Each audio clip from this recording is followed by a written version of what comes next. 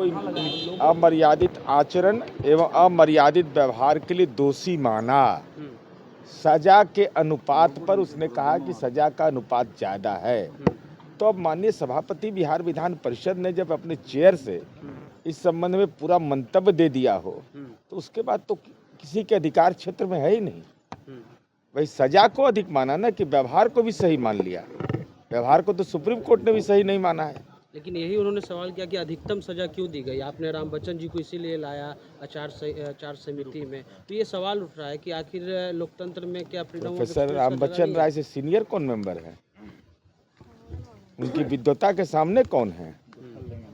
पटना विश्वविद्यालय के हिंदी के विभागाध्यक्ष रहे हैं, विभिन्न पुरस्कारों से नवाजे गए हैं।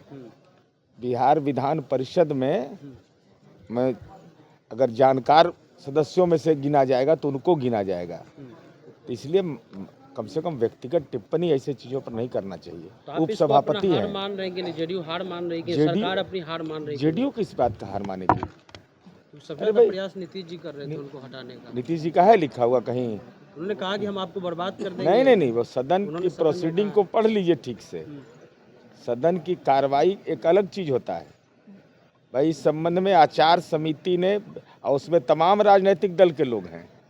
ऐसा नहीं कि जनता दल यू का लोग है, केवल भाजपा का लोग है, राजद का लोग नहीं है, सब पार्टी के प्रतिनिधि हैं उसमें। और सबके सामने पूरा मोहम्मद कारी शोएब किस पार्टी के हैं?